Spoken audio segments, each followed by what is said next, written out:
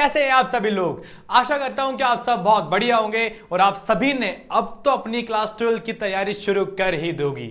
अगर नहीं तो शुभारंभ करिए अपनी तैयारी का आरंभ क्लासेस के साथ। तो बच्चों, दिस इज रोहन बड़ोदिया और मैं आपके सामने यहां पर क्लास 12 फिजिक्स की सीरीज का चैप्टर नंबर 3 करंट इलेक्ट्रिसिटी का लेक्चर नंबर 2 लेके आ चुका हूं, जहां पर आप देखने वाले हैं हर कंप्लीट चैप्टर इन डिटेल के अंदर।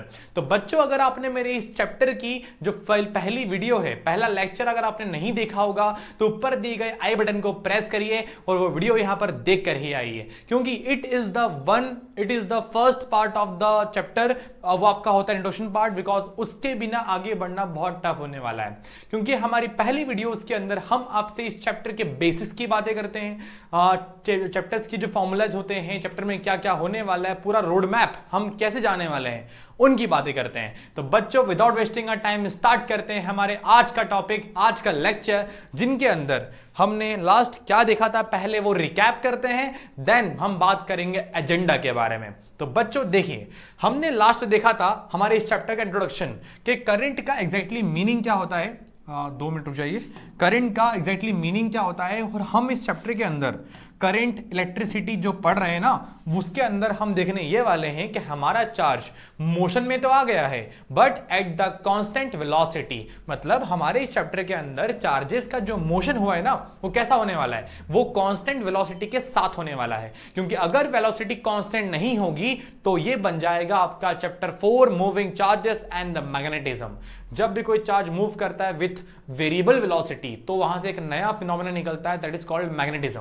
तो अभी हमको वो नहीं पढ़ना, अभी हमारा सारा फोकस रहने वाला है चैप्टर नंबर 3 के ऊपर। मतलब आपका चार्ज चलेगा विद द कांस्टेंट वेलोसिटी।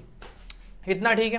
फिर देखा हमने वहां पर एक टॉपिक देखा था हमने वहां पर एक वो टॉपिक ये था आपका कि भैया current are always travel from positive to negative. इस सवाल का जवाब आपको अच्छे मिल गया होगा। It is only a time gap. Time gap की वजह से ये हुआ है आपका, बाकी कुछ नहीं हुआ। आपको और जानना है तो मेरी पहली वीडियो इस चैप्टर की देख कर आइए, वहां पर इसका जवाब मैंने आपको इन डिटेल दिया है। ठीक है, चलिए फिर देखा हमने करंट का मतलब क्या होता है। करंट का मतलब होता है I इज इक्वल टू में Q बाई टी, मतलब the rate of flow of charges per unit time is called electric current.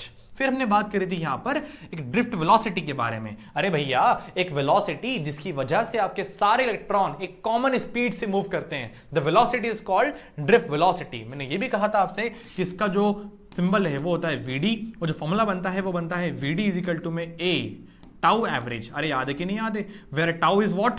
Tau का मतलब होता है रिलैक्सेशन टाइम। अगर लगा एवरेज तो बोलोगे आप एवरेज रिलैक्सेशन टाइम। इस बात का मतलब यह होता है कि भैया इलेक्ट्रॉन जब टकराते हैं आपस में, जब आपस में कोलाइड करते हैं, तो कोलाइड करने के बाद वो उनकी जो स्पीड स्लो हो गई, या बोलो कि उनने थोड़ा सा रेस्ट कर लिया, तो उनका समय जितना उन्हें रेस्ट करा, जितना वो रुके, उस समय को बोलेंगे अपन एवरेज रिलैक्सेशन टाइम। इतना ठीक है। फिर देखा हमने यहां पर कि relationship between the current and the drift velocity. मतलब करंट और ड्रिफ्ट वेलोसिटी के बीच में फॉर्मूला, एक रिलेशन क्या बनता है, हम देखा था वहां से क्या एक नया बनता है formula, that is called I is equal to वीना। अरे याद है कि नहीं याद है? ये वही वीना है जो हमारे सूरदास जी, तानसेन जी बजाते थे। ठीक है, चलिए आगे चलते हैं। फिर बात करते हैं इसके बारे में, करंट डेंसिटी के बारे में। फिर देखा हमने वहां पर कि करंट की क्वांटिटी और होती है, वो क्वांटिटी का नाम क्या है आपका? Current density. करंट डेंसिटी का मतलब बेटा ये होता है कि प्रॉपर एरिया में, एक यूनिट एरिया में जितना करंट प्रेजेंट है उसको बोलते हैं हम क्या? Current density. अरे मतलब करंट की डेंसिटी क्या होगी स्पेसिफिक वो एरिया में, उसको अगर निकालना है मुझे तो we have formula what? Current density. इतना ठीक। इसकी यूनिट क्या होती है, डायमेंशन क्या होता है, हम सब देख चुके हैं अच्छे से। एक बार इंटरेस्टिंग चीज आपके लिए ये होने वाली है कि current is not a vector quantity. बच्चे यही गलती करते हैं हमेशा, उनको पता ये सिखाते हैं हमेशा कि करंट तो भैया ट्रैवल करता है from positive to negative, it means कि इट हैव डायरेक्शन। उसके पास क्या आ गया? डायरेक्शन आ गया। बट बेटा डायरेक्शन होने के बावजूद करंट क्या है? स्केलर क्वांटिटी है। ये भैया अपने आप में क्या है? यूनिक इंपॉर्टेंट प्ले करता है। ठीक है, चलिए ये सब बात होगी लास्ट लेक्चर की। हम आज देखने वाले हैं, बट आज देखने वाले हैं हम बहुत इंपॉर्टेंट टॉपिक, इस चैप्टर का नहीं बल्कि मैं कहूंगा क्लास 12 फिजिक्स का, क्योंकि आपके एक्सटर्नल्स के अंदर, आपके वाइवास के अंदर इससे क्वेश्चन बनते ही बनते हैं। नहीं याद आ रहा है? क्लास 10th के अंदर भी टॉपिक था, वो ये बहुत काम करता। आपको हर टीचर ने बोला होगा ये चीज कि भैया ओम्स लॉ पढ़ लिया तो काम हो जाएगा। ठीक है, इसका एक्सपेरिमेंट भी होता है। अगर आपकी क्लास 12th में अगर आपकी स्कूल्स बहुत बढ़िया हैं, लेबोरेटरीज वहां होगी, तो आपको डेफिनेटली परफॉर्म करा जाएगा। ठीक है भैया, ओम्स लॉ क्या होता है? अगर फिर हम करेंगे इसके एंट्री। रेजिस्टेंस, अरे ये भैया ये वही रेजिस्टेंस है जो आपको काम करने से रोकता है। अरे हमको नहीं, मतलब करंट को फ्लो करने से रोकने वाली चीज इज कॉल्ड रेजिस्टेंस। फैक्टर फैक्टिंग क्या होते हैं, उनके क्वेश्चंस क्या होंगे, देन देखेंगे हम लास्ट में रेजिस्टिविटी क्या होती है। ये 5-6 टॉपिक्स हैं हमारे बच्चों वाले। इसको पढ़ने के बाद हमारा चैप्टर खत्म नहीं होगा, क्योंकि चैप्टर का लेक्चर नंबर 2 ही है बस। आगे कॉम्बिनेशंस आएंगे, रजिस्टर्स को मिलाएंगे आपस में अपन, तब बहुत कुछ होने वाला है। तो स्टार्ट करें, चलिए। आज का टॉपिक हमारा जो हेडिंग होगी जिसकी, ओम्स लॉ। ठीक बच्चों, तो ओम्स लॉ की बात करते हैं, देखिए ध्यान से। तो देखो बेटा, सन 1900, ऐसी बात नहीं करेंगे हम, सिंपल सी बात ये कि 1828 के अंदर, ठीक है, ये वो साल था जिस टाइम पहली बार एक इंसान ने, जीएस ओम, ये साइंटिस्ट का नेम है आपका, जिसने बताया पहली बार कि भैया पोटेंशियल और करंट के बीच कुछ तो संबंध है। उन संबंध का पता करा है किसने, जीएस ओम ने। इसको मत पढ़ो इतना, डायरेक्टली बोल दो क्या, ओम, ठीक है। इसके नाम पे यूनिट बनने वाली है, इसके नाम पे सब बनने वाला है, तो बहुत बड़ा नाम होने वाला है आगे चल के ये, ठीक है। तो अभी काम की बात क्या है कि भैया पहली बार किसी ने बताया कि पोटेंशियल और करंट का आपस में कुछ मेलजोल मिला हुआ है। मेलजोल क्या है, वो मेलजोल ये पाया गया कि अगर मैं एक पोटेंशियल को इंक्रीज कर रहा हूं, करंट में क्या हो रहा है, बढ़ रहा है आपका। पोटेंशियल को डिक्रीज कर रहा हूं तो ये भी क्या हो रहा है आपका, कम हो रहा है आपका। मतलब करंट के पोटेंशियल के बीच ऐसा रिलेशन है कि दोनों आपस में कैसे हैं, डायरेक्टली प्रोपोर्शनल। मतलब कि potential is directly proportional to the current, ठीक। मतलब इसको चेंज करने से वजह से करंट भी क्या हो रहा है आपका, चेंज हो रहा है। और कितना चेंज हो रहा है, जितना चेंज मैं कर रहा हूं पोटेंशियल के अंदर, उतना ही चेंज कहां हो रहा है आपका, करंट के अंदर। इतना ठीक है। तो इस टाइप का रिलेशन जो बना आपका, इसी को हम बोलते हैं कि आपका ओम्स लॉ। लेकिन भैया इतनी सी बात, बस खत्म हो गया ओम्स लॉ? नहीं यार, पता है आपको, हर एक्सपेरिमेंट के, हर लॉ के ना कुछ प्रूफ्स होते हैं, उसके बाद हर लॉ के कुछ कंडीशंस भी होती है कि मेरा लॉ, मेरा एप्लीकेशन तभी एप्लीकेबल होगा जब कुछ मेरी बातों को आप माने जाएंगे। याद है आपको, पैरेलल प्लेट कैपेसिटर के अंदर मैंने कहा था आपसे कि जिसने उसको डिस्कवरी, उसने क्या बोला था कि पैरेलल प्लेट के अंदर ये जो कैपेसिटी इंक्रीज तभी हो पाएगी जब मेरी आप दो बातें मानोगे। वो दो बातें क्या थी, वो दो बातें ये थी कि पहला, दोनों प्लेट्स का जो एरिया है वो क्या होना चाहिए, सेम होना चाहिए, और दोनों प्लेट्स के बीच का डिस्टेंस शुड बी मिनिमम। अगर ये दोनों बातें पॉसिबल हो तभी उसकी कैपेसिटी इंक्रीज मिलेगी आपको, वरना नहीं मिलेगी। सेम काम यहां भी करने वाले हैं हम, क्या कि ओम्स लॉ बोलता है कि यार भैया मेरा एप्लीकेशन या मेरा नियम जो मैंने बनाया है किसी भी कंडक्टर के ऊपर, वो तभी एप्लीकेबल हो पाएगा जब आप मेरी कुछ बातें याद रखोगे। वो बातें क्या थी, वो बातें बेटा ये थी कि देखिए, उसने क्या बोला कि इस कंडक्टर का, किसी कंडक्टर का फिजिकल कंडीशन, मतलब अरे भैया कोई कंडक्टर है, मान लो इस तरीके से, ये क्या है तुम्हारे पास, एक कंडक्टर है, इतना ठीक है। अब कंडक्टर अगर है तो ऑब्वियसली बात है करंट पास होगा, सब पास होने वाला है, ठीक है ना। तो इस कंडक्टर का आपको कुछ बेसिक बातें, जैसे कि इस कंडक्टर का जो टेम्परेचर है, जो भी था आपका, जहां भी रखा है आपने, उसको आप चेंज नहीं करोगे, इतना ठीक है। आगे चलते हैं, इसका जो प्रेशर है वो भी क्या आप चेंज नहीं करोगे। इसका जो एटमॉस्फेयर, या इसी को बोल लो आप ह्यूमिडिटी, ठीक है, मतलब जहां भी एक्सपेरिमेंट आप कर रहे हो ना, उसकी वजह से इस कंडक्टर का टेम्परेचर, प्रेशर, ह्यूमिडिटी, एटमॉस्फेयर जो भी आपका, वो चेंज नहीं होना चाहिए। कब, इस पूरे एक्सपेरिमेंट के दौरान। अगर पूरे एक्सपेरिमेंट को करते करते आपका जो सब चीजें हैं, क्या, टेम्परेचर, प्रेशर, ह्यूमिडिटी, इसमें से कुछ भी अगर आपका चेंज हो गया, तो आपकी जो वैल्यू आने वाली है किसकी, इस वाली की, किसकी, पोटेंशियल की, करंट की जो आने वाली है, वो सही नहीं आएगी, ठीक है। मतलब एक कमरे में जाइए, पूरा पैक कर दो, टेम्परेचर, प्रेशर, ह्यूमिडिटी सब कुछ चेक कर लो, जितना था उतना रहना चाहिए, तब करो एक्सपेरिमेंट, ठीक है। डोंट वरी, हमको नहीं करना है ये सारे काम, हमारे लिए हमारे परम पूज्य कौन, जीएस ओम करके आ चुके हैं। तो हमको सिर्फ और सिर्फ क्या करना है, उनके बारे में पढ़ना है, ठीक है। भैया क्यों पढ़ना है, अरे यार पढ़ना तो पड़ेगा यार, और फिर भी जानना है क्यों पढ़ना है, तो ये रहस्य इनके साथ चले गया, ठीक है। चलिए आगे चलते हैं, ठीक है भाई। तो ओम्स लॉ बोलता है क्या कि अगर आप किसी कंडक्टर का फिजिकल कंडीशन, जैसे कि टेम्परेचर हो गया, प्रेशर हो गया, ह्यूमिडिटी हो गई, इन सबको अगर आप चेंज बिल्कुल नहीं करते हो, क्या करते हो, कांस्टेंट रखते हो, तो भैया पोटेंशियल डिफरेंस इस कंडक्टर के अक्रॉस जो भी था ना, ये क्या रहेगा, डायरेक्टली प्रोपोर्शनल किसके, इसके अंदर जो करंट बनने वाला है। समझे क्या बोल रहा हूं मैं बेटा, ये स्टेटमेंट बहुत काम का है आपके लिए। बोलेंगे वापस statement, at the condition in which physical condition of a conductor is remains same या फिर unchanged, so the potential difference across the conductor is directly proportional to the electric current applied through it। नहीं समझा रहा, कोई बात नहीं, अरे मुझे पता है यार, कोई दिक्कत नहीं, इधर आइए, गोली मारिए इसको, इधर आइए। तो देखिए, तो V प्रोपोर्शनल टू होता है तुम्हारे पास I, अभी ठीक है। इस बात का मतलब ये होता है कि अगर मैंने यहां पर कर दिया मार्किंग, इट्स अ ग्राफ, ठीक है ना, पता हो ग्राफ से क्या होता है सबको, ठीक है, ये ग्राफ है आपके पास एक, ये वैल्यू कर दी मैंने 5, 10, 15, 5, 10, 15, 20, अभी ठीक है इतना। ये है आपका पोटेंशियल और ये है आपका करंट, ठीक है। ये सारे एक्सपेरिमेंट जब मैं कर रहा था ना, अरे मैं नहीं मतलब वो कर रहे थे ना, तब उन्होंने पता क्या देखा, उन्हें चीज देखी कि अगर मैं अपना पोटेंशियल को क्या कर रहा हूँ, मैं कर रहा हूँ 5, तो करंट कितना मिल रहा है मुझे, 5 मिल रहा है। उन्होंने देखा अगर मैं कर रहा हूँ पोटेंशियल कितना 10, कितना मिल रहा है ये मुझे, ये भी 10 मिल रहा है।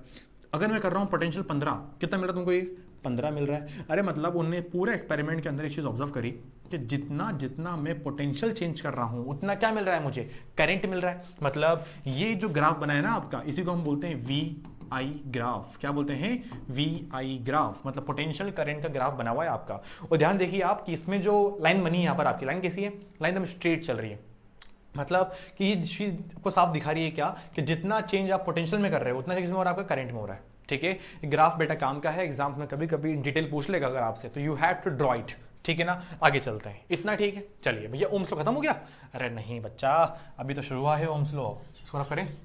चलिए इसको रफ करते हैं जरा, आगे चलते हैं। फिर मैंने बोला आपसे ओम्स लॉ क्या होता है, वी प्रोपोर्शनल टू आई, मतलब जितना वी बढ़ेगा उतना क्या बढ़ने वाला है, आई बढ़ने वाला है। इसी को बोलो जितना आई बढ़ेगा उतना क्या बढ़ने वाला है, वी बढ़ने वाला है। दोनों बात तो एक ही आने वाली है भैया। जब जब आपका ये साइन आता है ना, ये हटता है हमेशा, और जब जब ये हटता है एक आता है नया कांस्टेंट, उस कांस्टेंट को हमने बोला है यहाँ पर आर, ठीक है बेटा। ये आर की अपने आप में नई कहानी है, इसको अभी से इतना बोल लीजिए आप, क्या है ये, एक प्रोपोर्शनलिटी कांस्टेंट है ये, ठीक है। इस कांस्टेंट का जो नामकरण करा गया है, वो नामकरण करा गया है इसका रेजिस्टेंस। अब रेजिस्टेंस क्या होता है, यूनिट क्या होती है, फॉर्मूला क्या होता है, हम सब देखने वाले हैं, थोड़ा वेट करिए बस आप, इतना ठीक है।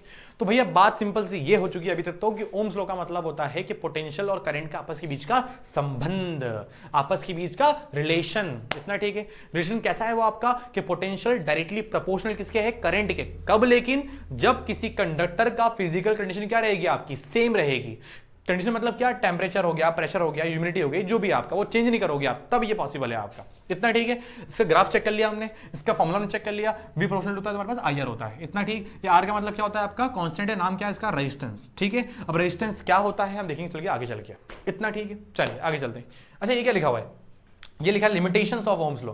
अरे भाई कोई भी नियम, कोई भी कानून या कोई भी आपका एक एक्सपेरिमेंट क्या बढ़िया होता है हमेशा। भैया हम पढ़ रहे हैं साइंस, साइंस के अंदर डिस्कवरी कभी एंड नहीं होती।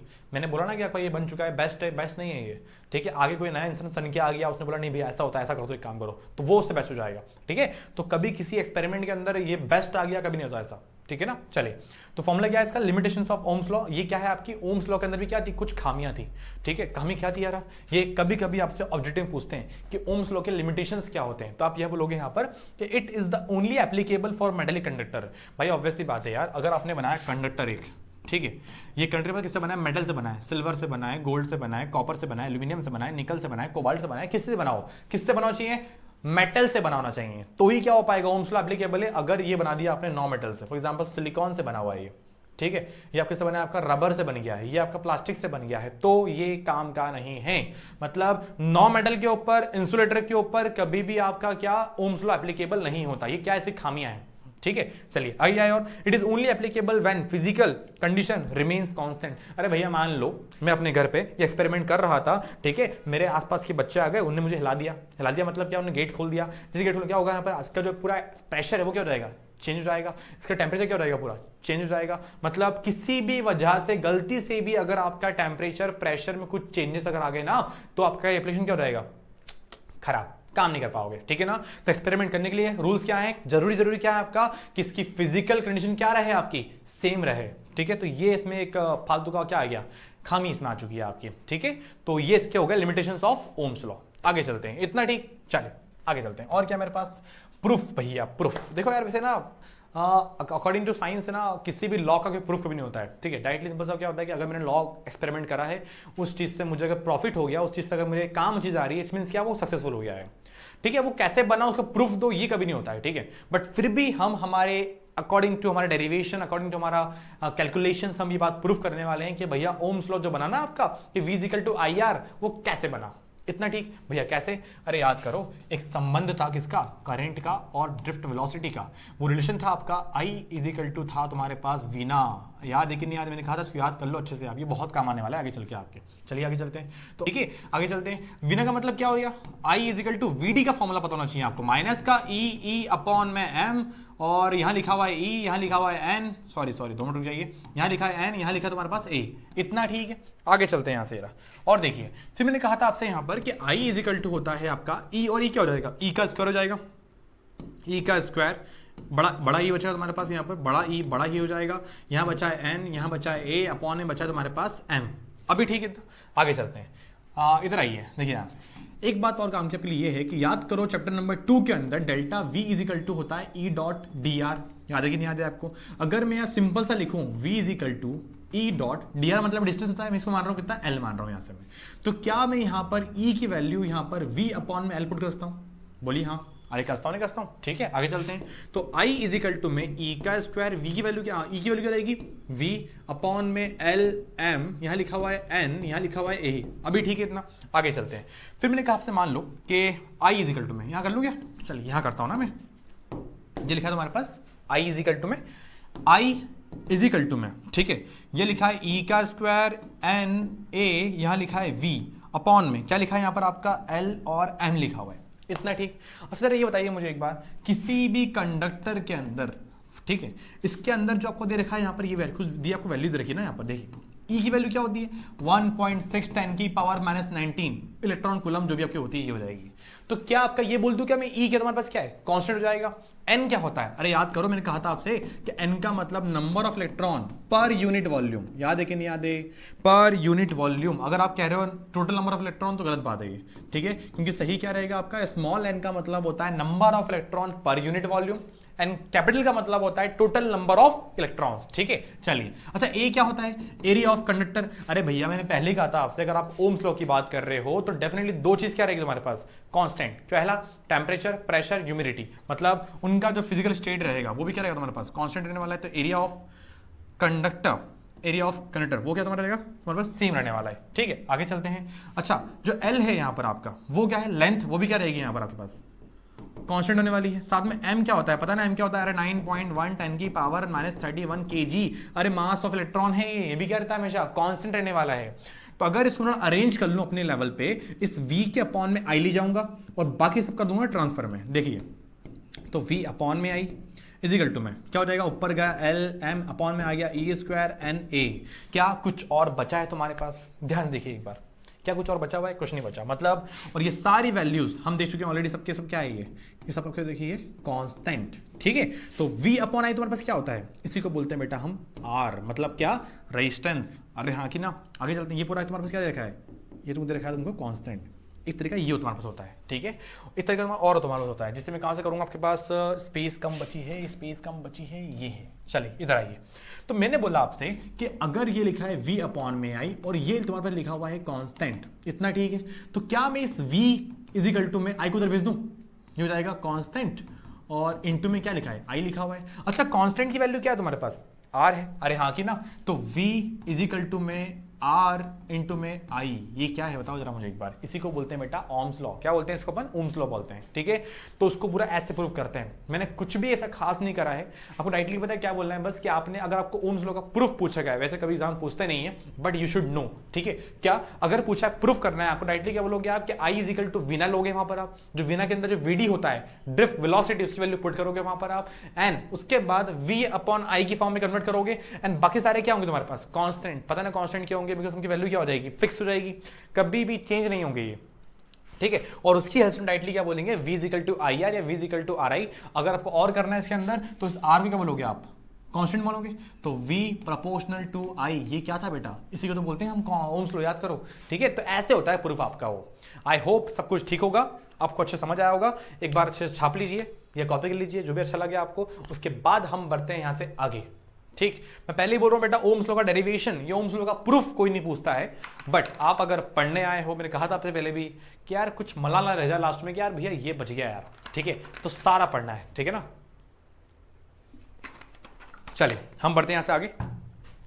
नेक्स्ट क्या है हमारे पास, नेक्स्ट दे रखा है हमारे पास फैक्टर अफेक्टिंग द रेजिस्टेंस। ठीक है भैया, रेजिस्टेंस को क्या क्या चीज अफेक्ट करती है। अब भैया आपने बता दो ही रेजिस्टेंस क्या होगा, फिर उसकी बात कर लें। देखिए तो रेजिस्टेंस की बात करते हैं। देखिए यार, बचपन से क्लास 10th से हम इस शब्द की बात तो करते ही आए हैं। ठीक है, देखिए तो ना जब भी किसी कंडक्टर के अंदर मैं बोलूंगा करंट को रोकने वाला जो आइटम होता है, जो चीज होती है, वो क्या होती है हमारे पास, वो होता है रेजिस्टेंस हमेशा। A property which opposes the resistance या which opposes the electric current is called resistance। ठीक है, आगे चलते हैं। सिंबल क्या होता है इसका, R होता है। यूनिट क्या होती है इसकी, वो होती है इसकी ओम। ठीक है, ओम का सिंबल क्या होता है, ओमेगा। अभी ठीक, आगे चलते हैं। कोई बोले डायमेंशन क्या होता है इसका, आर का डायमेंशन, आर का डायमेंशन। भैया मुझे तो याद नहीं आ रहा है। अरे कोई बात नहीं, अगर डायमेंशन याद नहीं है बेटा कभी चिंता नहीं करना, बट आपको फॉर्मूले नहीं भूलना है। फॉर्मूला क्या होता है, रुक जाइए, V इजिकल टू होता है आई आर, तो R निकालना है, R इजिकल टू जाता है हमारे पास V अपॉन में I। ठीक है, क्या V का डायमेंशन पता है आपको, V का मतलब होता है बेटा वर्क अपॉन में चार्ज, इंटू में क्या लिखा है, आई दे रखा है यहाँ पर। वर्क का मतलब होता है ml square t minus 2 upon में Q क्या होता है, AT होता है। I क्या होता है तुम्हारे पास, A होता है। अभी ठीक है, इसको अच्छे से अरेंज कर लो, अरेंज करो। तो m as it is, L का square as it is, t ऊपर जाएगा, हो जाएगा -1, तो t -3 as it is. a का स्क्वायर ऊपर गया, a की पावर -2, तो दिस इज द डायमेंशन किसका, mlt, अच्छा स्क्वायर है, t -3 a का -2, this is the dimension formula for the resistance. अभी ठीक है इतना बेटा। एक रेजिस्टेंस जिसे याद करो, आपका क्लास 10th में पढ़ा होगा आपने, करंट को नापने वाला इंस्ट्रूमेंट क्या होता है, वो होता है आपका एमीटर। भैया पोटेंशियल को नापने वाला इंस्ट्रूमेंट क्या होता है, वो होता है वोल्ट मीटर। वैसे ही आपका रेजिस्टेंस को नापने वाला instrument that is called ohm metre. क्या होता है, वो ओम मीटर होता है आपका। इतना ठीक है। चलिए अब भैया सवाल सामने ये आता है कि आपने बोला कि फैक्टर अफेक्टिंग द रेजिस्टेंस, मतलब भैया रेजिस्टेंस के अंदर चेंजेस कैसे होंगे, रेजिस्टेंस आपका किस किस चीज के ऊपर डिपेंड करने वाला है। ठीक है, चलिए देखिए ध्यान से। मैंने बोला अगर मेरे पास एक दे रखा है, मेरे पास कंडक्टर, इतना ठीक है, इसकी जो लेंथ दे रखी है आपको L दे रखी है। अभी ठीक, अच्छा इसी शेप का एक और कंडक्टर मेरे को दे रखा है, वो भी शेप क्या आपका L दे रखा है मुझे। इसको मैंने एज में ऐड कर दिया, मतलब एक ये वाला कंडक्टर, दूसरा मेरे पास ये वाला कंडक्टर, लेंथ क्या है L और L। अरे सिंपल सी बात ये है बेटा, अगर मेरे पास पहले वाले में रेजिस्टेंस था R, इसमें रेजिस्टेंस था R, जब दोनों मिल जाएंगे तो इसका R और इसका R क्या बन जाएगा, टोटल 2R। अरे मतलब बात ऐसी है कि अगर आपकी लेंथ जितनी बढ़ रही है ना, उतना ही क्या बढ़ता है, हमेशा रेजिस्टेंस बढ़ता है। मतलब बात ऐसी है कि आपका रेजिस्टेंस जो होता है ना बेटा, पहला प्रॉपर्टी ये होता है कि resistance is directly proportional to the length. Length किसका, लेंथ ऑफ कंडक्टर। ठीक है, जितना आप कंडक्टर का लेंथ बढ़ाओगे उतना क्या बढ़ने वाला है, रेजिस्टेंस बढ़ने वाला है। ठीक है, दूसरे की बात करते हैं भैया, resistance is inversely proportional to the area of conductor, या एरिया ऑफ क्रॉस सेक्शन बोलते हैं इसको अपन। इसका मतलब क्या होता है, इसका मतलब ये होता है कि अगर किसी भी आप कंडक्टर का एरिया आप कम कर दोगे, इसके लिए क्या कर दिया आपने, इतना कर दिया। अभी ठीक है, एरिया कम करने से पता है क्या होता है, रेजिस्टेंस क्या हो जाएगा, बढ़ जाएगा। भाई ऑब्वियसली बात है यार, पहले जो रेजिस्टेंस था आपका वो इतने में पूरा फैल रहा था। अभी ठीक है, अगर मैंने इस पूरे कंडक्टर का जो एरिया कम कर दिया, इसका मतलब क्या है कि आपका रेजिस्टेंस को इतने में क्या करना पड़ेगा, फैलना पड़ेगा पूरा। मतलब इसके हिसाब से रेजिस्टेंस ठीक था वो, बट अभी क्या हो जाएगा, उसकी डेंसिटी बढ़ जाएगी, मतलब रेजिस्टेंस क्या हो चुका है, बढ़ चुका है। अरे सिंपल सी बात ये है कि कंडक्टर को इसका जो एरिया है इंक्रीज करने से रेजिस्टेंस क्या होता है, कम होता है। मतलब दोनों कैसे हैं आपस में, इनवर्सली प्रोपोर्शनल। थर्ड चीज वो ये होती है बेटा, टेम्परेचर। टेम्परेचर के बढ़ने से कम होने से रेजिस्टेंस पे असर पड़ता है, वो भी कैसा, डायरेक्टली। इसका मैं आपको रियल एग्जांपल दूंगा, ठीक है, थोड़ा सा इस लेक्चर के बाद, क्योंकि होता क्या है ना कि टॉपिक को बचा हुआ है, temperature dependence on the resistance and the resistivity. उसके अंदर डायरेक्टली आपको शो हो जाएगा इस बात कि भैया टेम्परेचर इंक्रीज करने से रेजिस्टेंस क्यों बढ़ता है। इतना ठीक है, तो अभी काम की बात यह है आपके लिए कि भैया रेजिस्टेंस आपका डिपेंड करता है तीन चीजों के ऊपर। पहला लेंथ, दूसरा एरिया, तीसरा टेम्परेचर। लेंथ से होता है डायरेक्टली प्रोपोर्शनल, जो होता है आपका एरिया उससे होता है इनवर्सली प्रोपोर्शनल, एंड टेम्परेचर से होता है आपका डायरेक्टली प्रोपोर्शनल। इतना ठीक है। अभी अगर इतना नहीं आ रहा है तो ये दो चीज आपको बिल्कुल नहीं भूलनी है, क्योंकि बेटा आगे चल के इसके ऊपर हम क्वेश्चंस करने वाले हैं। अगर कंडक्टर का एरिया इतना था, मैंने वो कम कर दिया तो रेजिस्टेंस पे क्या चेंज आएगा, लेंथ इतनी थी मैंने उसको इंक्रीज कर दिया तो रेजिस्टेंस पे क्या चेंज आएगा, ये सारे सवाल के जवाब आपको आगे मिलने वाले हैं। इतना ठीक है, चलिए आगे चलें। यहां से और क्या दिया है हमारे पास, और दे रखा है मुझे एक नया टर्म स्पेसिफिक रेजिस्टेंस, या इसी को बोलते हैं हम रेजिस्टिविटी। अब भैया ये क्या चीज हो गई, ये तो नहीं पढ़ाया था आपने। चलिए कोई बात नहीं, ध्यान दीजिए। मैंने कहा था आपसे, याद करिए कि R प्रोपोर्शनल टू होता है L, इक्वेशन नंबर फर्स्ट। मैंने ये भी कहा था कि R इनवर्सली होता है किसके, आपके एरिया के, इक्वेशन नंबर 2। अगर इन दोनों को मैं ऐड करता हूं तो R proportional to L by A बनता है। हाँ जी बनता है। अगर ये साइन हटाऊंगा यहां से मैं तो L बाय A तो आ जाएगा, बट साथ में क्या आएगा, साथ में आता है एक कांस्टेंट। उस कांस्टेंट को हम बोलते हैं रॉ। क्या बोलते हैं इसको अपन, रॉ।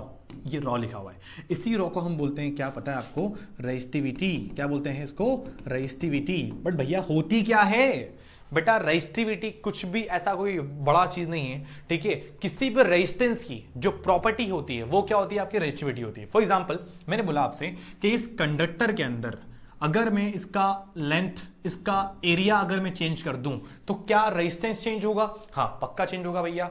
बट इस कंडक्टर के अंदर जो इसकी प्रॉपर्टी है, प्रॉपर्टी मतलब क्या, जो इसकी रेजिस्टिविटी है वो चेंज नहीं होगी। बिकॉज पता है क्यों, resistivity is only depend, resistivity is only depend on the material of conductor. कि भैया आपका जो कंडक्टर है ना वो कौन से मटेरियल से मिलकर बना हुआ है। फॉर एग्जाम्पल कॉपर की अलग होती है, सिल्वर की अलग होती है, आयरन की अलग होती है, क्या, रेजिस्टिविटी, ठीक है। तो resistivity is nothing, is a property of resistance. कि भैया किसी कंडक्टर के अंदर कितना ज्यादा रेजिस्टेंस है वो दिखाने वाली प्रॉपर्टी जो होती है ना वो क्या होती है, रेजिस्टिविटी होती है। इतना ठीक है। Resistivity is depend on the two factor. पहला कौन सा है, मटेरियल, दूसरा कौन सा है, टेम्परेचर। डोंट वरी, आगे चल के हम रेजिस्टिविटी और रेजिस्टेंस के बीच का डिफरेंस देखने वाले हैं। बट अभी काम की बात क्या आपके लिए, रेजिस्टेंस क्या होता है भैया, resistance is a property of a conductor which opposes the electric current. What is resistivity, resistivity is the property of resistance, कि वो कितना ज्यादा है कितना कम है वो दिखाने वाली, ठीक है। Resistance is depend on the three factor, पहला टेम्परेचर, दूसरा लेंथ, तीसरा आपका एरिया ऑफ क्रॉस सेक्शन। इतना ठीक है। Resistivity is depend on the two factor, पहला मटेरियल, दूसरा आपका टेम्परेचर। अच्छा अगर मैंने इसका शेप चेंज कर दिया, इसको दबा के, इसको पिचका के मैंने छोटा सा कर दिया, तो इसकी जो रेजिस्टिविटी थी क्या होगा चेंज, वो बिल्कुल नहीं होगा भैया। Because resistivity does not depend on the dimensions के, लेंथ क्या है, एरिया क्या है, मोटा क्या है, पतला क्या है, उससे इसको काहे फर्क नहीं पड़ता, ठीक है। सिंपल सी बात क्या है बस, कि इनके अंदर जो मटेरियल यूज करा गया है वो सेम होना चाहिए। ये कॉपर का है अलग हो जाएगी, ये डायमंड का है अलग हो जाएगी। समझ रहे हो क्या बोल रहा हूं अच्छे से मैं आपको, ठीक। इतना अभी भैया सिंबल क्या होता है, सिंबल इसका होता है रॉ, ठीक है। इस रॉ को अगर निकालना है फॉर्मूला आपको तो क्या बनेगा, फॉर्मूला रॉ R इंटू में A अपॉन में L। This is the formula for resistivity. इसी को बोलते हैं हम क्या, स्पेसिफिक रेजिस्टेंस। क्या बोलते हैं, स्पेसिफिक रेजिस्टेंस। अभी ठीक है भैया, अगर कोई क्वांटिटी है यूनिट भी होगी, यूनिट है डायमेंशन भी होगा, ठीक है। चलिए इधर आइए तो देखिए, तो रेजिस्टिविटी की यूनिट क्या बनती है पता है आपको, R का क्या होता है, R का होता है ओम, एरिया का होता है मीटर स्क्वायर, लेंथ का होता है मीटर, मीटर मीटर कट्टास, क्या बचेगा, ओम इंटू में मीटर। तो this is the SI unit of specific resistance. आपके ऑब्जेक्टिव का फेवरेट सवाल है, right the SI unit of, right the SI unit of. 2 minute रुक जाइए,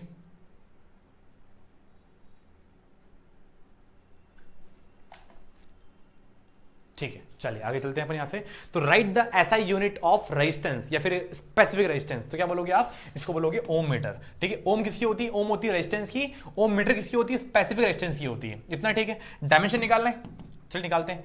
आर का डायमेंशन क्या होता है, एम एल का स्क्वायर, टी का -3, ए का -2। अभी पढ़ के आए अपन यार, ऐसा मत देखो मुझे, ठीक है। चलिए 2 मिनट रुक जाइए, सॉल्व कर दूं जरा मैं।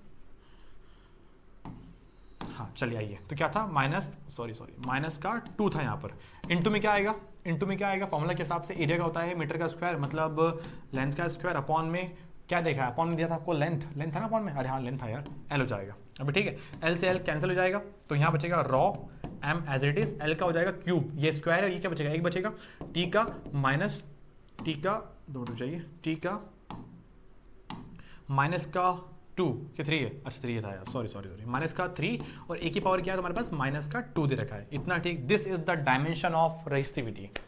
अभी ठीक है बच्चों, तो अभी तक क्या पढ़ लिया अपन ने भैया, अभी तक हमने ये पढ़ लिया कि पहला आपका रेजिस्टेंस क्या होता है, वो किस किस फैक्टर पे डिपेंड करता है, वो 3 चीजों पे करता है, हम पढ़ चुके हैं, ठीक है। दूसरा पढ़ लिया अपन ने कि भैया रेजिस्टिविटी क्या होती है और स्पेसिफिक रेजिस्टेंस क्या होता है, एंड वो किस पे डिपेंड करता है। दोनों की ऐसा यूनिट अच्छे से पढ़ चुके हैं हम। ओम किसकी होती है, रेजिस्टेंस की होती है, ओम मीटर किसकी होती है, रेजिस्टिविटी की होती है। इतना ठीक। अब इन सवालों के ऊपर क्वेश्चन करते हैं, ध्यान दीजिए।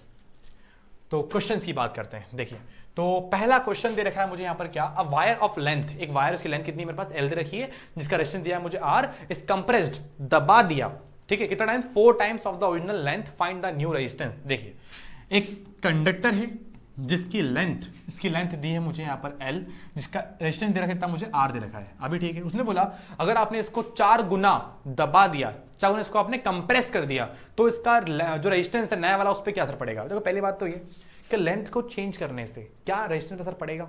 हाँ जी बच्चों, पड़ेगा, क्योंकि याद करो resistance depend on the 3 factor, पहला लेंथ, दूसरा एरिया, तीसरा टेम्परेचर। याद है कि नहीं याद है। अगर लेंथ में कुछ भी चेंज करा आपने तो रेजिस्टेंस में चेंज डेफिनेटली होगा। अब निकालना ये है हमको कितना चेंज होगा। चलिए देखिए ध्यान से। तो अच्छा, अगर मैं इसकी लेंथ क्या कर रहा हूं, मैं कंप्रेस कर रहा हूं, इसको दबा के, इसको दबा के, इसको दबा के, इसकी लेंथ क्या कर दी मैंने, बहुत छोटी कर दी, इतनी छोटी कर दी। 2 मिनट रुक जाइए, इसकी लेंथ मैंने इतनी छोटी कर दी। अभी ठीक है, तो आधा हो गया यार, ज़्यादा बड़ा हो गया, छोटा करते हैं, रुक जाइए, इसकी थोड़ी लेंथ छोटी करते हैं ना। अभी ठीक है, चलिए, लेंथ इसकी मैंने छोटी कर दी, जरा सी कर दी। अब इसकी लेंथ रहेगी L थी, L/4 हो गई। अभी ठीक है। अच्छा याद करो यार, मैंने तुझे क्या कहा था कि resistance only depend on the length and the area, ठीक है। बट ये बताओ कि इसको दबाने पे, इसको एक्सपांड करने पे इनका जो वॉल्यूम है, क्या उस पर असर आएगा। क्या बोला मैंने, इनका जो वॉल्यूम है, अरे मतलब जिस सब्सटेंस से जितना ज्यादा मोटा था, जितना इसके अंदर सब्सटेंस भरा हुआ था, क्या उस पर चेंज आएगा। बिल्कुल नहीं आएगा भैया। अगर इसको दबा दिया मैंने, लेंथ इसकी हो गई L/4, तो क्या इसका एरिया जो पहले A था, क्या वो A रहेगा। नहीं बच्चों, इसका एरिया को कम होना पड़ेगा कि बढ़ना पड़ेगा। अरे भैया, अगर लेंथ मैंने कम करी तो एरिया को बढ़ना पड़ेगा, अगर लेंथ मैंने बढ़ा दी है तो एरिया को कम होना पड़ेगा। क्यों होना पड़ेगा। अरे बच्चा देखो ध्यान से, इधर आइए, एक वायर है मेरे पास इस टाइप का। अभी ठीक, इसको खींच के मैंने बहुत बड़ा कर दिया, इसको खींच के मैंने बहुत बड़ा कर दिया। इसका एरिया था A, इसका लेंथ था L, इसका वायर बड़ा कर दिया मैंने। देखो ध्यान से, दो लिख रहे देखो कुछ, इसका जो एरिया है वो क्या है आपका, बड़ा है, इसका एरिया क्या हो गया, बहुत कम हो जाएगा। अरे इसका लेंथ जब बढ़ेगा तो एरिया क्या हो जाएगा तुम्हारे पास, कम हो जाएगा। इसको पतला होना ही पड़ेगा, अगर मोटा भी रहे और लंबा भी हो जाए इट इज इम्पॉसिबल। भैया कैसे कोई पॉसिबल है क्या। आपने उठाओ, अपने रबर उठाओ, अपने एक रबर को जब दबाओगे ना ऐसे, आप पता क्या होगा, जब दब तो जाएगा, उसकी लेंथ क्या होगी, छोटी होगी, बट उसका जो सरफेस एरिया वो क्या हो जाएगा, बढ़ जाएगा आपका। सही कह रहा हूं ये बात में। तो मतलब लेंथ और एरिया में जो रिलेशन है आपस में, वो कैसा रिलेशन है, इनवर्सली प्रोपोर्शनल। जितना आपका लेंथ बढ़ेगा उतना आपका एरिया कम हो जाएगा, जितना आपका लेंथ कम हो जाएगा उतना एरिया आपका बढ़ जाएगा। तो ये बड़ी ऑब्वियस सी बात रहेगी कि आपको क्या करना है। अगर लेंथ एक्सपांड करी है, लेंथ क्या हो गई, बढ़ गई, एरिया क्या हो जाएगा, कम। अगर बोला है कंप्रेस करा है, दबा दिया, तो एरिया आपका बढ़ जाएगा। अभी ठीक है, चलिए सवाल फिर से करते हैं, ध्यान दीजिए। मैंने बोला एक कंडक्टर है जिसकी लेंथ दी है मुझे L, इसका जो रेजिस्टेंस है वो दे रखा है R, एरिया A ही होता है, ऑब्वियस सी बात है। अच्छा एक चीज और मिसिंग है, वो पता है क्या, रॉ। पता है रॉ क्या होता है, स्पेसिफिक रेजिस्टेंस, वो क्या होगा इसका, वो रॉ रहने वाला है। अच्छा after changing, after compressing, expanding, जो करना है साथ में खेल लो इसके साथ, आखिरी में जो इसका रेजिस्टिविटी, क्या वो चेंज होगा, नहीं भैया, क्योंकि सब्सटेंस तो क्या लिया आपने, सेम लिया है। तो आपकी रेजिस्टिविटी जो थी और वही रहेगी। चेंज कहां होने वाला है, चेंज लेंथ में होगा, चेंज एरिया में होगा, चेंज रेजिस्टेंस में होने वाला है। इतना ठीक है। चलिए इसने क्या बोला है मुझे, इसने बोला है कि भैया उसको कंप्रेस कर रहे हैं हम 4 गुना। ठीक है, कोई बात नहीं भैया, ये लीजिए, ये लीजिए, इसको मैंने कंप्रेस कर दिया। अब क्या हो जाएगा, ये देखो छोटा हो चुका है आपका, इसकी लेंथ क्या होगी, लेंथ इसकी हो जाएगी L/4, बट जो इसका एरिया पहले A था वो जाएगा वो 4A। समझ रहे हो क्या बोला मैंने आपसे यहाँ पर। मतलब बात ऐसी है भैया कि इसका जो स्टार्टिंग वाला, इसका जो लेंथ था वो हो गया आपका L/4 हो जाएगा, इसका जो एरिया है वो हो जाएगा 4A हो जाएगा। अभी ठीक, अगर आपको ये दो चीज़ अच्छे समझ आ गई है तो कुछ दिक्कत नहीं है। क्योंकि ऐसा क्यों हुआ भैया, वॉल्यूम दोनों में क्या रहने वाला है आपका, सेम रहने वाला है। दोनों का वॉल्यूम क्या रहेगा हमारे पास, सेम रहने वाला है। तो अगर आपका एक चीज बढ़ रही है, दूसरी क्या हो जाएगी, कम हो जाएगी। क्यों कम होगी, अरे भैया वॉल्यूम कंजर्वेशन जो लॉ होता है उसको तो फॉलो करना पड़ेगा ना। ऐसा पॉसिबल कभी होता है क्या कि आपने लेंथ इंक्रीज कर दी, एरिया नहीं बढ़ाया, नामुमकिन है तो आपका। ठीक है, चलिए आगे चलते हैं, सवाल पे आते हैं, जरा ध्यान दीजिए। फॉर्मूला क्या, रेजिस्टेंस निकालना है मुझे। फॉर्मूला क्या होता है रेजिस्टेंस का, रॉ L/A। ये आपका question number first, that's the original condition, original condition, समझ गया ना। चलिए आगे चलते हैं। R डैश निकाल रहा हूं, डैश का मतलब होता है नया वाला रेजिस्टेंस। ठीक है, चलिए रॉ क्या रहेगा, सेम। L क्या हो जाएगा, L/4, A क्या हो जाएगा 4A। अभी ठीक है, अरे सही है ना, A की वैल्यू पुट करिए मैंने बस। ठीक है, R dash is equal to में क्या आएगा तुम्हारे पास, रॉ L/A, अपॉन में क्या आ गया 16 आ जाएगा। इसकी वैल्यू क्या होती है, देखो क्वेश्चन फर्स्ट R के बराबर है, तो R dash is equal to तुम्हारा आंसर आएगा तुम्हारे पास कितना, वो आंसर आएगा तुम्हारे पास R अपॉन में 16। क्या आंसर आया तुम्हारे पास? R अपॉन में 16। मतलब आपका जो नया वाला रेजिस्टेंस पता है क्या हो गया है? वो आपका 16 गुना कम हो गया है। क्या हो गया है वो? 16 टाइम्स आपका जो रेजिस्टेंस क्या हो चुका है? कम हो चुका है। इतना ठीक है बच्चों? ऐसे सवाल बनते हैं एग्जाम्स के अंदर। ठीक है, चलिए एक सवाल हम और करते हैं इसके ऊपर। देखिए आगे चलते हैं। मैंने बोला एक वायर की लेंथ दे रखी है L, जो रेजिस्टेंस कितना तुम्हारे पास? 100 दिया है। ये वायर है, इसकी लेंथ दे रखी है आपको L, इस पे जो रेजिस्टेंस है वो कितना तुम्हारे पास? 100 ओमेगा। अभी ठीक है, उसको मैंने स्ट्रेच करा है, मतलब उसको मैंने पकड़ के खींच दिया। उसकी लेंथ क्या हो जाएगी? बढ़ा दिया इसको मैंने, लेंथ इसकी बढ़ जाएगी, बट जो इसका एरिया है वो क्या हो जाएगा? कम हो जाएगा। मतलब लेंथ इसकी हो जाएगी, बढ़ा दिया ना मैंने, अच्छा बढ़ाया मैंने, कोई बात नहीं, वो जाएगा 3L। जो एरिया है वो उसका हो जाएगा A/3। अभी ठीक है। और जो इसका रेजिस्टेंस है वो क्या दिया है मुझे? वो दिया है 100 ओमेगा। और जो नया वाला रेजिस्टेंस है मुझे वो निकालना है। कोई बात नहीं, आइए लगाते हैं फॉर्मूला। फॉर्मूला क्या होता है? R इज टू में रो L अपॉन में A, क्वेश्चन नंबर फर्स्ट वाले के हिसाब से, बट ये तो दे रखा है मुझे शायद। चलिए कोई बात नहीं, आगे चलते हैं। तो R डैश निकालना है मुझे, तो रो एज इट इज। L की वैल्यू क्या है मेरे पास? 3L। A की वैल्यू क्या है मेरे पास? A/3, 3 ऊपर गया 3 हो जाएगा। तो R डैश इज टू में क्या लिखा है? 9 रो L अपॉन में A। ये क्या लिखा हुआ है भैया? ये लिखा है आपका इक्वेशन फर्स्ट के हिसाब से नया वाला रेजिस्टेंस, सॉरी पुराना वाला रेजिस्टेंस। तो लिखा है 9 इंटू में R डैश इज टू में 9 इंटू में R की वैल्यू क्या है मेरे पास? R की देखिए मुझे वैल्यू 100, क्या आएगा? 900 क्या ओमेगा। इतना ठीक? बताइए मुझे, यहां तक किसी को कोई आपत्ति है? आई थिंक नहीं होना चाहिए। ठीक है, देख रहे हैं एक बार। देखो बेटा ना, एक तरीका करने का क्या होता है, ये से कर लो तरीका अपने हिसाब से। एक तरीका करने का और होता है बाय द लॉजिकल साइंस। ध्यान दीजिए, मैंने बोला सपोज हम क्या पढ़ चुके हैं? हम ये पढ़ चुके हैं कि रेजिस्टेंस आपका होता है डायरेक्टली प्रोपोर्शनल किसके? लेंथ के। इनवर्सली होता है किसके? एरिया के। तो ये बताओ, अगर इस सवाल के अंदर ऊपर लिखा है साफ साफ कि जो लेंथ है उसको मैंने स्ट्रेच करा है, मतलब क्या? लेंथ को मैंने इंक्रीज करा है, तो लेंथ के बढ़ने से आपका रेजिस्टेंस कभी भी 100 के अंदर तो नहीं आएगा। वो क्या होने वाला है? बढ़ने वाला है। अब कितना बढ़ने वाला है हमको वो निकालना है। समझे क्या बोल रहा हूं अच्छे से? मैं आगे चलते हैं। इसके पहले वाले सवाल में क्या था आपका कि लेंथ मैंने कंप्रेस कर दी। जब लेंथ कम करा है मतलब क्या? मैंने रेजिस्टेंस कम कर दिया। चाहो तो एक बार चेक कर लो आप कि आपका जो रेजिस्टेंस जो भी था पहले, क्या था रेजिस्टेंस पहले? आपका R था पहले, उस R का 16 टाइम क्या आया है? कम आया है। अगर आपका R होता 32 तो आंसर क्या आता? 2 आता। अरे देख लो एक बार, चेक कर लो, कोई दिक्कत नहीं है। ऐसे होता है आपका, ठीक है। बट पता है बच्चों, होता क्या है ना कि बार बार आपको यही काम नहीं करना है, ठीक है, क्योंकि इसके लिए बनी है आपकी एक शॉर्ट ट्रिक। ध्यान दीजिए, R डैश, ये थोड़ा कलर चेंज करते हैं इसका, अपन कलर चेंज करते हैं, वाइट लेते हैं। अरे आजा आजा आजा आजा, चलिए इसको रफ कर दें जरा। चलिए आइए, मैंने बोला इसकी ट्रिक बनी R डैश, n का स्क्वायर, ये बना है आपका R। यहाँ पर जो ये है आपका, that is called new resistance, जो हमको निकालना पड़ता है एग्जाम के अंदर। R ओल्ड रेजिस्टेंस, जो आपको एग्जाम में दिया जाएगा हमेशा। और इस n का मतलब बेटा होता है नंबर ऑफ टाइम्स इंक्रीज्ड और डिक्रीज्ड व्हाट, उसकी लेंथ। भाई कितना हमने इंक्रीज करा है? अरे 4 गुना, 50 गुना, या फिर 2 गुना, जो भी करा है हमने, क्या करा है? या तो इंक्रीज करा होगा या तो डिक्रीज करा होगा। यही पॉसिबल, कुछ और पॉसिबल है इसके अलावा नहीं ना। चलिए ध्यान दीजिए एक बार, इसी सवाल को हम करते हैं सॉल्व वापस एक बार। सवाल था कि मेरे पास था कि जो आपका R था वो दिया था आपको 100 टाइम, जो लेंथ दी थी कितनी आपको? 3 टाइम्स इंक्रीज करी थी, हाँ कि ना। चलिए ध्यान दीजिए, फॉर्मूला बनता है R डैश इजिकल टू में n का स्क्वायर R। आगे चलते हैं, R dash as it is, n क्या है? n का मतलब होता है नंबर ऑफ टाइम इंक्रीज या डिक्रीज। क्या करता हमने यहाँ पर इसके पहले? अरे यार याद नहीं आ रहा है क्या? इधर आइए, देखिए ध्यान से एक बार, क्या लिखा ऊपर आपका? 3 टाइम लेंथ को मैंने इंक्रीज कर दिया है। अभी ठीक है, चलिए आगे चलते हैं। तो क्या करा मैंने यहाँ पर? ये 3 आ जाएगा तुम्हारे पास स्क्वायर, ऊपर क्या आएगा? R कितना है? 100। R dash as it is क्या है? 9 इंटू में क्या है? 100। क्या आंसर आएगा? आपका आंसर आएगा 900। क्या इसके पहले वाले के अंदर आंसर 900 आया था? कहाँ गया? देखिए चेक करिए एक बार, सही है। वही काम यहाँ भी होता है। ध्यान दीजिए, इसके पहला वाला सवाल देखिए क्या बोले यहाँ पर आपका, हमने उस कंडक्टर का जो लेंथ है उसको हमने 4 टाइम क्या कर दिया है? डिक्रीज कर दिया। और चेक करते हैं एक बार, कोई दिक्कत नहीं है। चलिए इधर आइए, इसकी बात करते हैं। अरे भैया हमने जो रेजिस्टेंस फॉर्मूला क्या होता है? n का स्क्वायर, R पता है हमको, तो बस इसका जो लेंथ है उसको हमने L/4 कर दिया। अरे याद है कि नहीं याद है? और नहीं तो ये पता कर लो यार, L/4 मतलब क्या? हमने बोला उसकी लेंथ क्या कर दिया हमने? डिक्रीज कर दी। कितना? 1/4 उसको हमने कम कर दिया। अभी ठीक है, चलिए फॉर्मूला क्या होता है? फॉर्मूला क्या होता है? R का डैश n का स्क्वायर और इंटू में R। n कितना है? 1/4 का स्क्वायर इंटू में R क्या है तुम्हारे पास? तुमको R दे रखा है, आर डैश, क्या आंसर आएगा आर अपॉन में क्या आएगा 16। बताओ क्या यही आंसर आया था? ठीक है, तो देखो या तो ऐसे कर लो और नहीं तो यू हैव टू राइट या you have to learn the formula, ये फॉर्मूला। ठीक है, एक सवाल और बनते हैं, पता है इसके वो कैसे बनते हैं? मैंने बोला आपसे कि आपका जो लेंथ हुआ है चेंज वो पता कितना हुआ है? 3 गुना 4 गुना।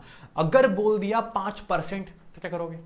मतलब परसेंटेज वाले सवाल भी बनते हैं आपके, कोई बड़ी बात नहीं है उसके अंदर। राइटली बोलना क्या कि 5% ओजन वाले का, फॉर एग्जांपल आपकी लेंथ पहले L थी, अब इसी लेंथ का 5% ऑफ L क्या हो गया? इंक्रीज हो गया। मतलब L इज इक्वल टू क्या आएगा हमारे पास? 5 अपॉन में 100 इंटू में L, इतना तुम्हारा आंसर आ जाएगा। अभी ठीक है, डिक्रीज बोला है तो क्या आंसर आएगा? 5% ऑफ L, जो था उसमें से आप माइनस कर दोगे। यहां पर क्या करोगे आप? जो था उसमें आप प्लस कर दोगे। इट डिपेंड, आपसे बोला है स्ट्रेच कराए तो प्लस करोगे, कंप्रेस कराए तो माइनस करोगे। समझे क्या बोल रहा हूं अच्छे से मैं? चलिए आगे चलते हैं। एक सवाल हमारा और लास्ट बचा हुआ है, वो सवाल क्या है मेरे पास? वो सवाल दे रखा है मुझे, ओके चलिए। तो a negligibly small current is pass through a wire of length 15 metre and uniform, ये आप करेंगे। एक बार आराम से पढ़िए जब तक मैं थोड़ा सा जल पी लेता हूं।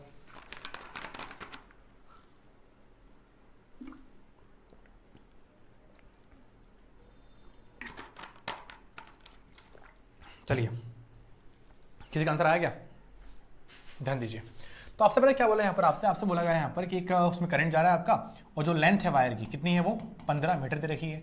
साथ में उसका एरिया है कितना है? वो 6 × 10⁻⁻7 मीटर का स्क्वायर दे रखा है। और क्या दिया आपको यहाँ पर? जो रेजिस्टेंस है, resistance and it's resistance measure to be 5 volt. बेटा वोल्ट दे रखा है आपको, ये गलत दिया है आपको, यहाँ पर आएगा 5 ओमेगा। ठीक है, what is the resistivity of the material to temperature of the experiment? आपको निकालना क्या है? बहुत घटिया सवाल है यार भाई, बहुत घटिया सवाल है, क्योंकि we have direct formula R into में A अपॉन में L। Put the value, R कितना है? 5, A कितना है? 6 × 10⁻⁷ अपॉन में L कितना तुम्हारे पास? 15 दे रखा है। 1 बार में, 3 बार में, 1 बार में, 2 बार में, ये मैं आपको नहीं बताऊंगा क्योंकि यार ये तो मैथमेटिक्स से पूरा यार। क्या यूनिट क्या आएगी? यूनिट तुम्हारा आएगी ओम मीटर। क्या आएगी? Ohm metre. This is the final answer. I hope इतना ठीक होगा। देखिए आगे क्या है मेरे पास? आगे और अच्छा बस लास्ट सवाल था मेरे पास ये, ठीक है इतना। तो बच्चों एक बार हम शॉर्ट फॉर्म में एक बार पूरा लेक्चर रिवाइज कर रहे हैं अच्छे से एक बार, ठीक है? ध्यान दीजिए। तो इस चैप्टर के अभी इस लेक्चर की स्टार्टिंग में देखा था हमने यहाँ पर कि भैया ओम्स लॉ क्या होता है। हमने देखा भैया ओम्स लॉ का मतलब होता है कि आपका V होता है प्रोपोर्शनल टू I। कब? जब आपका फिजिकल कंडीशन क्या रहेगा? कांस्टेंट रहने वाला है। इतना ठीक। फिर देखा हमने यहाँ से एक नई चीज बनती है, वो चीज क्या होती है? वो चीज होती है तुम्हारे पास रेजिस्टेंस होता है। वो सिंबल क्या इसका होता है? R होता है। यूनिट क्या होती है? ओमेगा होती है। ओमेगा या ओम बोलो एक ही बात है। इंस्ट्रूमेंट क्या होता है? ओम मीटर होता है। फिर देखा हमने यहाँ पर कि भैया R के ऊपर R is depend on 3 factor. कौन कौन सा? पहला होता है आपका लेंथ, दूसरा होता है आपका एरिया, और तीसरा आपका होता है टेम्परेचर। यहां पर आपका रेशियो होता है डायरेक्टली प्रोपोर्शनल, यहां आपका होता है इनवर्सली प्रोपोर्शनल, एंड यहां आपका होता है डायरेक्टली प्रोपोर्शनल। इतना ठीक है। चलिए आगे चलते हैं। फिर देखा हमने यहाँ पर कि भैया रेजिस्टिविटी क्या होती है। हम देखा यहाँ पर कि जब भी हम लेंथ और एरिया को मिलाते हैं आपस में एक नया कांस्टेंट निकलता है वहां से, इसको हम बोलते हैं रॉ। क्या बोलते हैं इसको? रॉ। रॉ का जो फॉर्मूला बनता है वो बनता है R इंटू में A अपॉन में L। यूनिट निकलती है यहाँ से क्या आपकी? ओम इंटू में मीटर। ठीक है, it depend on the material. ये बात बेटा बहुत काम की बता रहा हूँ पहले आपको मैं, ठीक है? रेजिस्टिविटी इज ओनली डिपेंड, या फिर ओनली नहीं बोलूंगा मैं, mainly depend on the material of the conductor. अगर आपने मटेरियल या कंडक्टर का सब्सटेंस चेंज कर दिया आपने, तो जो रेजिस्टिविटी वो भी करेगी, चेंज हो जाएगी। इतना ठीक है। चलिए आगे चलते हैं। एंड लास्ट बच्चे हमारे पास थे क्या? क्वेश्चन करे हमने यहाँ पर। उस क्वेश्चन के अंदर ट्रिक थी आपकी, वो ट्रिक सिंपल सी ये थी कि R डैश नया वाला रेजिस्टेंस अगर आपको निकालना है तो फॉर्मूला होता है N का स्क्वायर। ये होता है तुम्हारे पास R। R क्या है? पुराना रेजिस्टेंस। R डैश क्या? नया रेजिस्टेंस। N क्या होता है? नंबर ऑफ टाइम स्ट्रेच या नंबर ऑफ टाइम कंप्रेस, जो भी करा हो आपने। ठीक, ऐसे आपका आंसर आराम से आ जाएगा। तो आई होप बेटा आज का लेक्चर आपको बहुत कुछ समझ आया होगा। For any doubt, for any query, please call on this number. और अगर आपने मेरी इस चैप्टर की पुरानी वीडियोस नहीं देखी हो तो ऊपर दिए गए आई बटन को प्रेस करिए और वीडियो यहां पर देख कर ही आइए। तो बच्चों this lecture is completely free, तो please don't forget to share with your friends. जो बच्चे बेचारे ड्यू टू फाइनेंशियल कंडीशन पढ़ नहीं पाते हैं, उनके साथ इसको शेयर आप जरूर करें। तो मिलते हैं आपसे नेक्स्ट वीडियो के अंदर। Thank you so much.